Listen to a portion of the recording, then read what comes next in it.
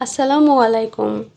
আজ আমি শেয়ার করব বাংলাদেশি হোটেল স্টাইলে মোগলাই রেসিপি। এই মোগলাই তৈরি করা খুবই সহজ। তৈরি করা যেমন সহজ, খেতেও তেমনি অনেক বেশি মজার। এই মোগলাই সবারই খুব পছন্দের। হাতের কাছে থাকা খুব অল্প উপকরণে সবার পছন্দের এই মোগলাই তৈরি করা যায়। আশা করি আমার আজকের রেসিপি সবার ভালো লাগবে। মোগলাই তৈরির জন্য প্রথমে এখানে আমি নিয়ে নিচ্ছি 2 কাপ ময়দা।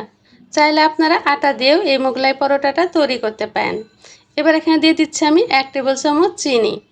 এবার দিয়ে দেব আমি পরিমাণ মতো লবণ। এবার দিয়ে দিচ্ছি আমি 2 টেবিল চামচ রান্নার রেগুলার তেল। এবার আমি শুকনো উপকরণগুলো হাত দিয়ে একটু ভালো করে মিশিয়ে নেব। মেশাতে মেশাতে যখন মুঠ করলে এরকম দলা পাকিয়ে আসবে, তখনই বুঝতে হবে সব উপকরণ একসাথে ভালো মতো মিশে গেছে।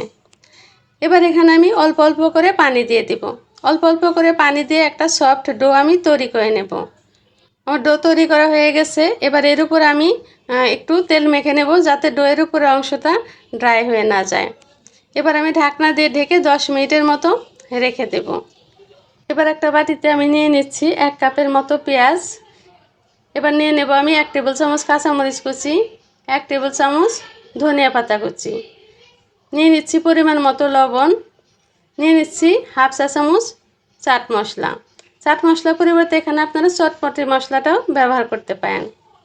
একটু ভালো করে মিশিয়ে নিচ্ছি। এতে করে সব কিছু একসাথে মিশে গেলে সুন্দর একটা ফ্লেভার তৈরি হবে এবং পেঁয়াজগুলো অনেকটা নরম হবে। এবার এখানে দিয়ে দিচ্ছি আমি 2টো ডিম।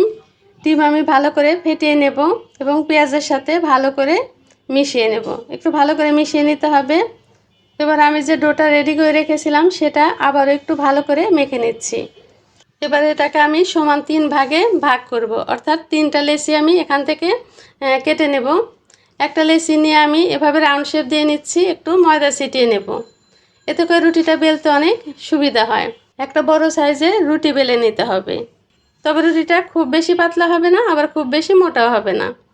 রুটির পুরুত্বটা কেমন হবে তা একটু দেখিয়ে দিচ্ছি। এবার আমি যে ডিমের মিশ্রণটা রেডি করে রেখেছিলাম সেখান থেকে 4 টেবিল চামচের মতো ডিমের মিশ্রণ রুটির মাঝখানে আমি এভাবে ছড়িয়ে দিচ্ছি।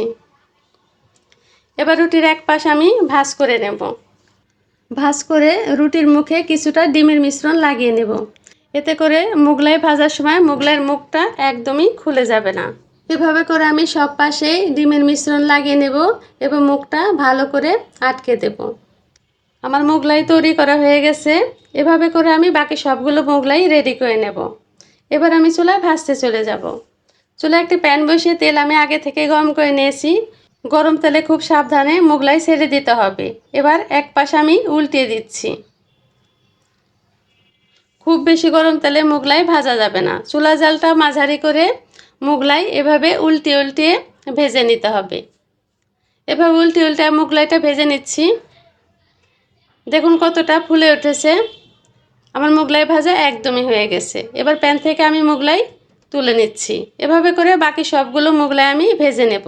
খুব অল্প উপকরণে সবার পছন্দের মজার এই মোগলাই তৈরি করা যায় এবং খেতেও হয় অনেক বেশি মজার।